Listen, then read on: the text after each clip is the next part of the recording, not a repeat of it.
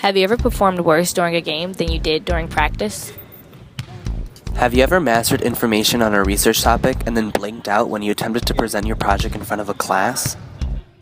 Or are you able to run a mile faster when you are in front of peers than alone? High school sports are often a significant part of students' life. The performance of student athletes is critical during tryouts, playoffs, or when a college scout is at a game.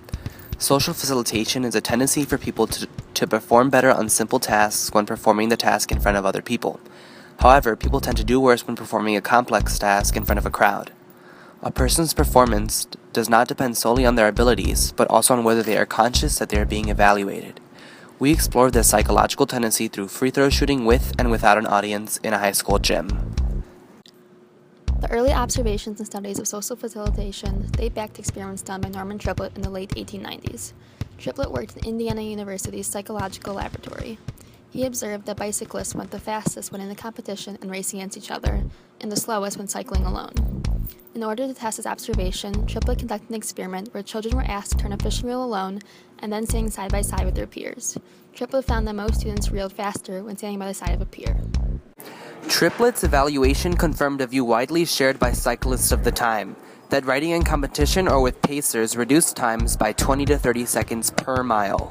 To get a more current perspective on social facilitation, we looked at a study conducted by Tora Rosenblum at Bar Ilan University in Israel that tested whether performance in practical driving tests differed when individuals were tested with and without the presence of another testee. This study found that more drivers passed the test when they were alone than when they were in pairs. And now to our study done with the 16 Walter Payton students with free throws. Ryan performed better with an audience, suggesting that this may be a simple task for him.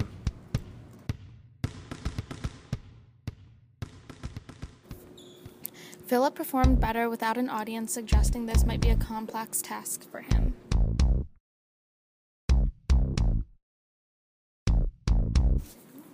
John Stefan performed better without an audience, suggesting that this may not be a simple task for him.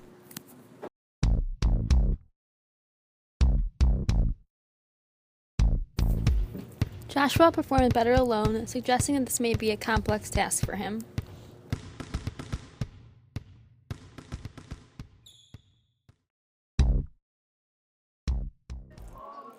Jakari performed better with an audience.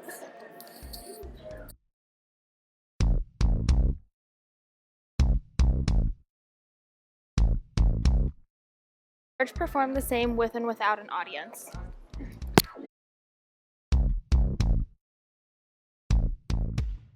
Asher performed better with an audience.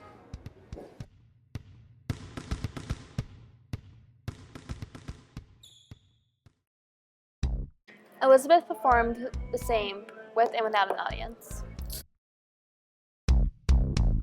Aaron performed better without an audience.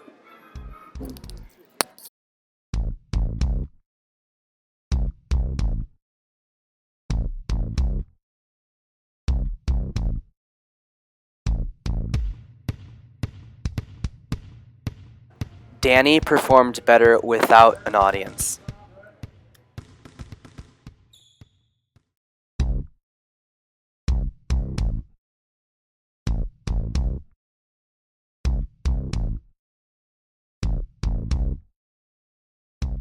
David performed better without an audience.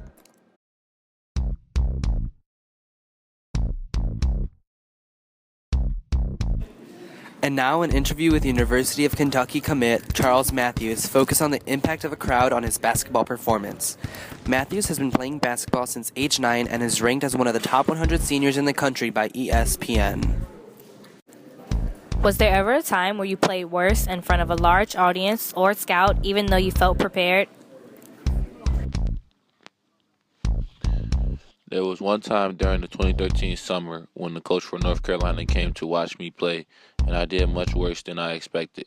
Even though I had been playing well, knowing that I was being evaluated by this basketball expert really made me nervous and affected my performance.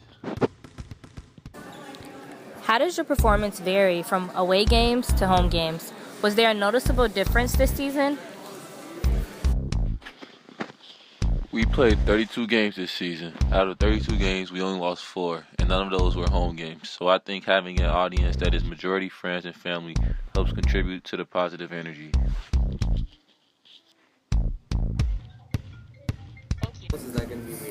Right now, you're used to playing in front of a couple hundred people tops. Next year, you'll be playing in front of tens of thousands of people. Do you think it will take time to adjust, and how do you plan to adjust?